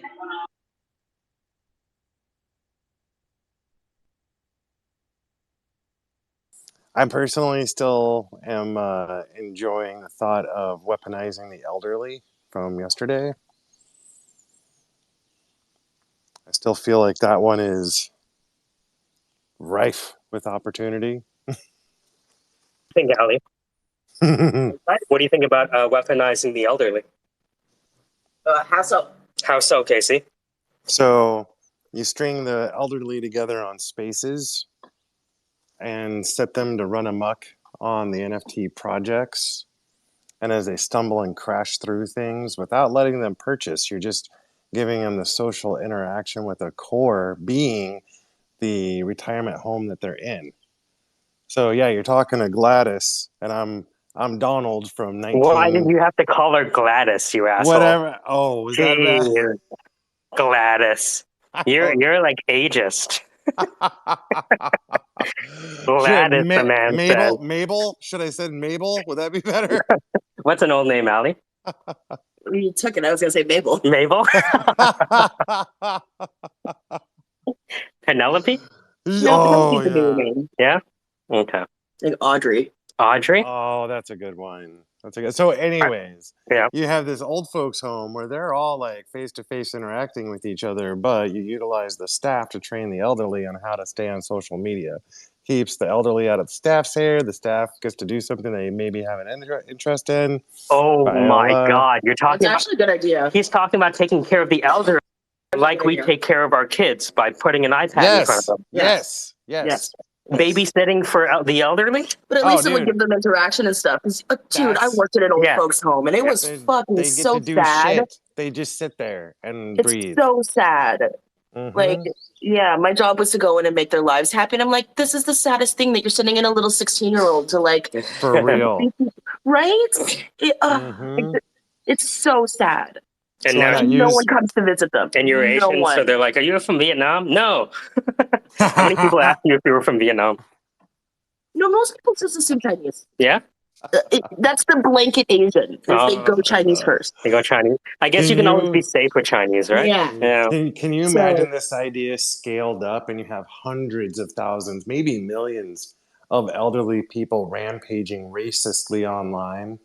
The chaos and destruction they would ensue. You just see a bunch of like wheelchairs like And we coming at you. Roland's wife works at a Roland's wife works at an an she old does. folks home. We could actually do this. Wow. That's Dude. fucking hilarious.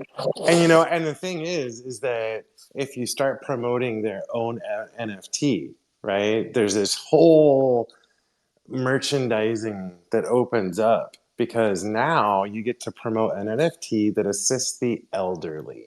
Holy shit. So what would be the utility? Well, Is it the utility Mhm. would be a backdoor cash out off ramp for gains to assist directly the elderly community's medical bills and to supplement their living cost because they're kept to income standards to be in a retirement home. They're not allowed to make so much money, or else their cost goes up or they get booted. So this would be a way to supplement their actual living and or medical costs specifically. And there's your core ethics to the culture, because that's the first thing that's needed is like, why are we doing this? And the utility is invest in a project that will give yield to the elderly for medical and living expenses in their final years. Mhm.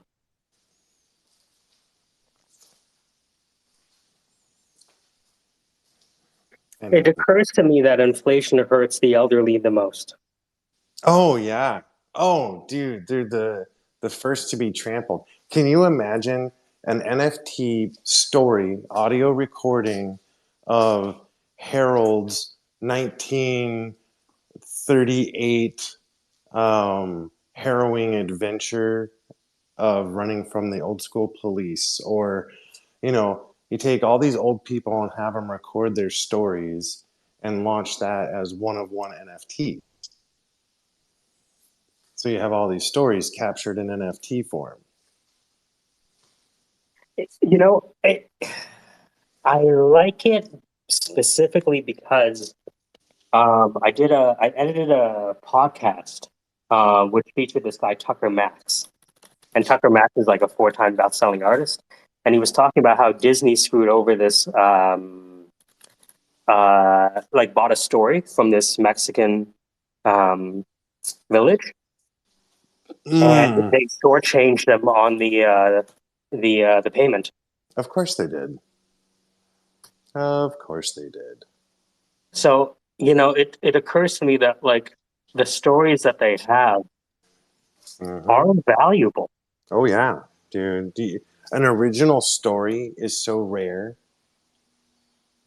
And if you look at like, for some reason, I keep thinking of like some of the small outlier Dutch towns, or the Irish, the outlier Mhm. towns. They have so many folklores that never have been published. Right, right. I'm gonna put the story from Tucker Max at the top, and he's like, I don't know why these people did this. It's not even your money; it's Disney's money. Why would you shave off 75 grand from the total price? And he just did it because he could. Yep, because it made sense, business sense, dollars and cents. Oh, we get more money, they get fucked. Well, that's the way it goes. Yeah, it's almost like lawfare. The law is kind of like a moat to achieve justice. Do you know how frustrated I was when I looked up like really the meaning of the playbook when you're talking about like stock investing? Oh yeah. There is no playbook, you fuck. There's no rules. Fight or Oh die. wow. You're not wrong. Especially in a quote unquote decentralized world, there is no attack. There's only a trade, Yes. right? Yeah. It's only a Yeah. trade. Oh man, you got fucked on that one. Too bad you didn't know what you were doing, idiot. Oh. Right? Oh no. It turns out you knew what you were doing. You just didn't have enough money to defend yourself. There's a difference. There's a difference. That's awesome. Luna, like, Oh, I don't even want to talk about it. there's I'm a so sick difference. of hearing it, man. There is. You're right, though. You're right. There's All a right. difference between having something that's resilient in the. I remember there was Wait. MIT had a social robot, Hold right? on. And Hold on. yeah, go Hold ahead. on. Mhm. I'm going to start cutting again, so I'm going to drop back down to No listener. worries. All right.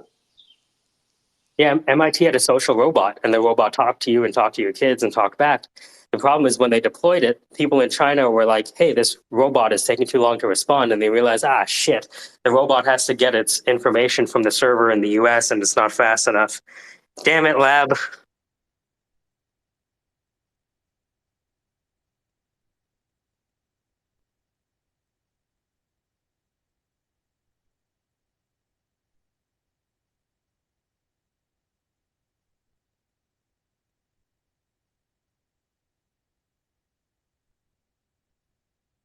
I still can't believe that somebody from McKinsey ended up popping into. No. That's not how it happened.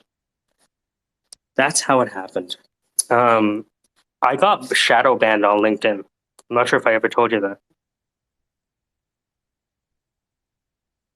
But I have like, how many followers do I have?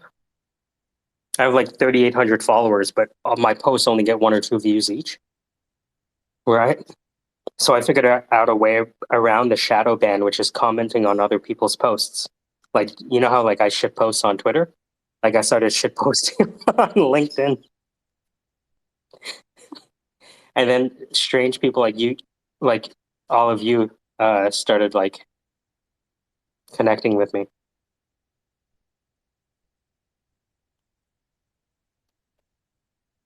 So the reason that this person connected with me is because I shit posted on another. Dude, you know what? I feel you on the shadow ban thing. I swear to God, I get shadow banned every time. Like I put up, I have a couple of PFPs, that are inappropriate, possibly. And I swear to God, like every time I put one up, it's not like I get a lot of likes anyway, but I have 1,500 followers. I should be at least pulling in, I don't know, like maybe 5 or 6 likes. Maybe, I don't Yeah, know. Yeah. no, you're No, for absolutely right. real. No, I should be pulling in 10%, right? if it's like 15, you know, if it's all authentic followers, which it is, it's not bots. Well, I'm sure they're bots, but I should be at least like Have between you done a 7 search? to 10%. 7 to 10%. I should at least have some engagement, and a lot of times I don't. Let me check your account. Yeah. I did this recently myself, where you can look up how many bots are following you. Oh shit! Uh, Really? yeah, Ooh. Twitter bot follower count. So if I look at that, let me twitteraudit.com. Let me see if this works. And amnorth42. All right, let's see. How many of your followers are real? Oh crap. Can I check it for someone else? Let's see. You have 1429 followers. Okay. Run this audit. 0 analyze. Okay, so it's going to take about a minute. Okay. I think This it is does that because fascinating. Yeah, this is fascinating. No, this is fascinating because it says I have 1429, but when you look at my profile, it has 1500. So I'm wondering if that's the difference, right? You know what I mean? right now you have a 99% score positive, Oh, hell yeah. Oh, right? yeah, that's So, good. Okay. so like, you know, one of the things they said is like, hey, look, you know, half of Joe Biden's followers are fake. But then they looked at Elon Musk and it's like 70% of his followers are fake. So it's like nobody's immune to this. But I think what it does do is just, I think it just shows the influence that some of these smaller accounts have on actual people who exist in real life. I'm North 40. Let me send this to you. You'll like this. Awesome. Thank you so much. Oh, that Yeah, was no worries. that was awesome. Yeah, no, and but it's true though. So you know, like I have, you know, I'm part of CryptoCunts, and I swear to God, like whenever I put something, so you know, up there about the Sorry, did you say CryptoCunts. crypto cunts? Yes. I'm glad you said that. Sorry, continue. Yeah. Yeah. But it's spelled with a V, so it's like crypto and then CV, right? I like it. Yeah, because you can't do cunts because you literally will just get banned. Amazing. But I swear to God, like every time. Is a crypto bro the same as a crypto cunt? Like, what would be the analog for a guy? Crypto. Degen? Chad.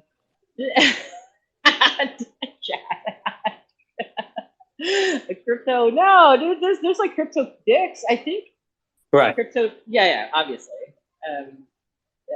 No, dude, but I swear to God, every time, and I also have bought a couple of dicks, literally dicks. It's called dicks. Because I've minted, I think I've talked about, you've heard me talk about it, because they're free, they're minting free. So I was like, why not? Yeah, I'm into dicks. So I have like 4 free dicks. It's a bag of dicks, I call it. But every time I post it, I post them like I bought it. I got a free dick today.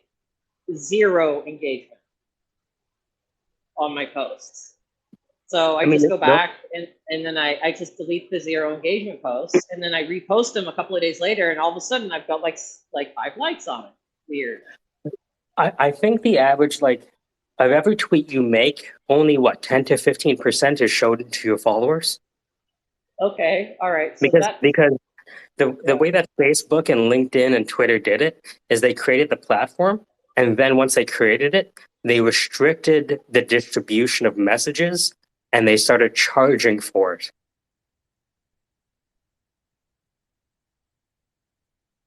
So even when you make a Facebook post, your followers, not all your followers see it. And if you do want your followers to see it, you have to pay them for the privilege of communicating with your own followers. Wow. That's why I'm a horse on Twitter. I was like, you know what? If being a Guyanese person on LinkedIn is going to get me banned, what if I'm a horned horse on Twitter?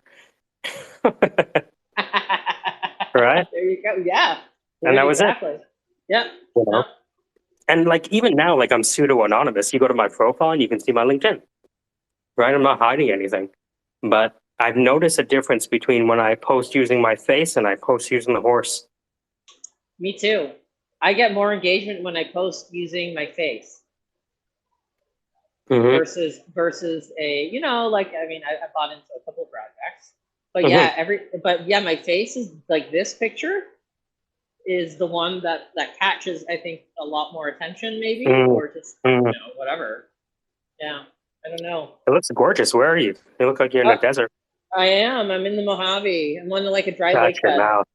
Whoa. Yeah, we go every year. We have our own Burning Man out My there. But buddy lives in Palm Desert, California, and he's always like every time he takes a picture, it looks like the Garden of Eden. yeah, exactly. It's like, it's amazing. That picture was taken, of course, at magic hour. You know what I mean? The wind is Oh, like yeah, 5 p.m. or whipping. whatever. Yeah, yeah. Yeah. It's exactly. It's cool. Yeah, we go out once a year, but we go out to like BLM land. So there's a couple. I go out with a bunch of veterans, actually. So they bring their guns. So I say it's Oh, like nice. Burning Man, but Mhm. it's a lot more fun. You go exploring, and it's like 3 days of debauchery in the desert. It's pretty fun. One of the things that I'll do on Twitter is there's like a few accounts that it's like an old man and he just shoots guns. You ever seen that? Like, just an old dude. No, I gotta. really. Oh, it is amazing. Old man who shoots guns. And the thing is, like, most of the show is him just talking about the gun itself. Um, Here, let me post it. I Awesome. love the Hey, guy. listen, I got to jump back in the room, so Yeah, it's super loud in there. But yeah, dude. If you keep the space open, I'm here just yeah, listening. yeah. No worries. But I want to see if this what? McKinsey dude shows up. Yeah, dude, and thank you so much for sending me Ooh, that list. That was, absolutely. again, that was very fun. I was like, oh my god, do I have bots or do I not? Yeah, I, I guess I'm not big enough to have bots yet. I think that's the thing, and like I started being like kind of sympathetic towards larger accounts. I think sometimes you wonder why people mute and why they block, but then when you grow, right? Even the people who are human beings can get annoying, right? So I think of all the people I follow, I think I've muted half of them. And I don't like, it makes me feel bad when I unfollow someone. So I figure if I mute them, they won't know. And it's, that's like my Canadian way of unfollowing people. I mute them. Oh my god, me too. I'm European, so I'm kind of the same way. I'm Yeah, like, right. yeah. It's it's not like I want you to make you feel bad by unfollowing you, but you know. And there's nothing to say that you ever look back at mute accounts, right? Accounts that you've muted, and be like, yeah, it's a good idea I muted this account. But then the more you mute accounts, the more you start like seeing the discussion beneath the discussion on Twitter, and it becomes even more schizophrenic if you can imagine that. Because once you like block out everything to do with Johnny Depp, right? Like imagine the whole class of Johnny Depp communications. I go back and forth. Like I've virtually, you know, like I muted Wordle, so I don't see any of the Wordle posts anymore. I muted so much stuff. Yeah, I definitely think I'm like, oh, I'm gonna follow this person, and then they just like retweet and retweet and retweet. And I'm like, Yeah, stop. And yeah, yeah, I'm the same way. exactly. Like, I want to support, but I don't want to hear it. Sometimes, you know what I mean. But then I complain about people not turning the notifications on. Whenever they follow someone. You know what I mean? I don't know. I think give people a chance first, right? Turn the notifications on immediately, and then if they're annoying, then mute them. Yeah, that's how I roll through the spaces. Yeah, absolutely. I mean, to be honest with you, at this point, 99.9% of the value I get is from maybe 5 to 7 accounts, right? And if it wasn't for those 5 to 7, I probably wouldn't be here, right? And Twitter Spaces is one of those places, right? Like if it wasn't for KC or NFTs or yourself, I probably wouldn't have a reason to be here, right? Because Dude, I feel you on that, honestly. Like, kind of do. Because, like, there's a lot of times I'm like, no one I like is online. This sucks. yeah, Like, yeah. it immediately just is like, oh, it's a bummer. You know what I mean? And I'm also like, I can have a prickly personality, right? So I also don't necessarily function well in other people's spaces. You know, and imagine NFTs are worthless enters of space. We think they want to have that guy on stage?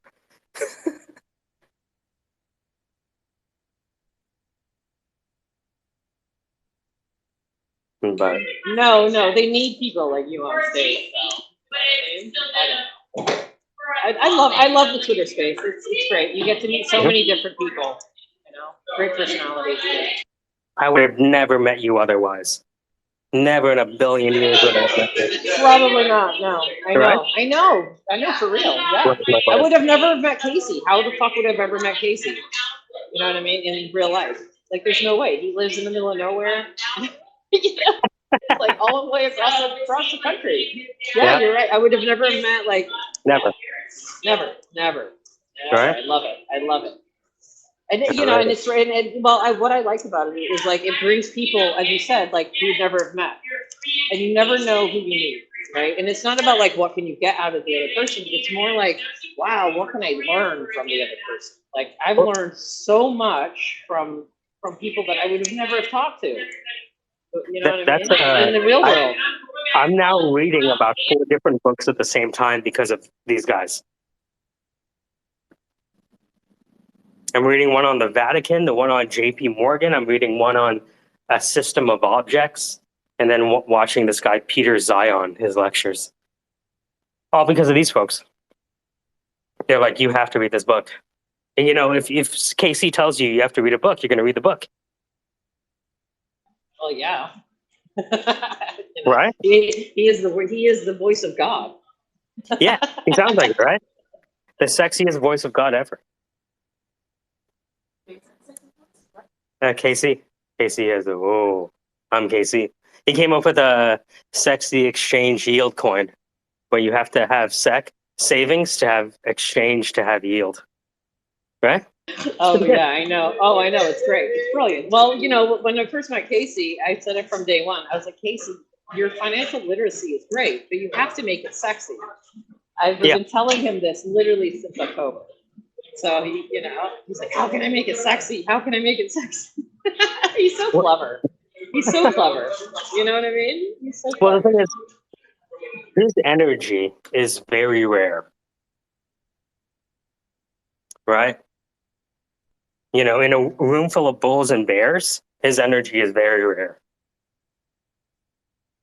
And very much appreciated, even by the bulls and bears, right? It doesn't. I think everyone Absolutely. appreciates that energy because it's calming, it's non-confrontational, it's comfortable.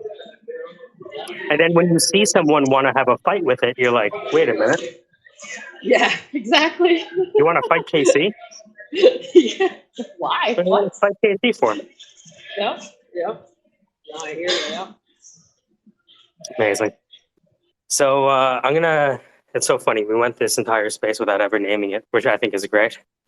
And meet NFTs are worthless. NFTs are worthless and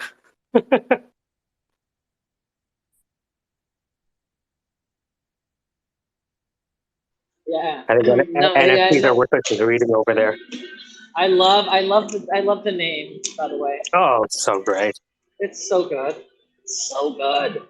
You know what I mean? Because I'm sure he gets people, or she, I don't know, he or she, I'm not sure, gets people to like, I don't know. I wonder if people are confrontational about it. Like, come up and like try to like argue with it. It's so good. Amazing. I'm gonna warm up this coffee, but we'll see you next time. I want to see how this recording turned out because I hooked up my microphone to it, right? And I have my steel pan here.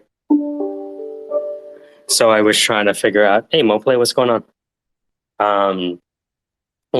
I still have to figure out how to get the audio into my Bluetooth headphones, but then my vocals through the microphone. I haven't figured that out yet. But I have all of these wires around me, and none of them are helping. I have the drawer of wires. I have them on my desk. I'm looking at this. Dude, don't we all, right? Oh man. we'll get it. But yeah, I'm sure if I see you open a space, I'll join. Vice versa. But yeah, I'll love, and I'll look out for your tweets. Thank you. Right? And I'll try to. Yeah. I'll try to. I will like every tweet that you tweet today. And by the amount of likes that you see, then you'll know how many times I've been able to see your tweets. Oh, that's actually super helpful. Honestly. Yeah, right? Thank We could you. do like an Yeah, audit. yeah. No, that's amazing. Yeah, I can do the same for you if you want. Yeah, I'll do the same for you. Yeah. Because I'd like to see if I see your tweet. Do you tweet often? Look, dicks and cunts need to stick together.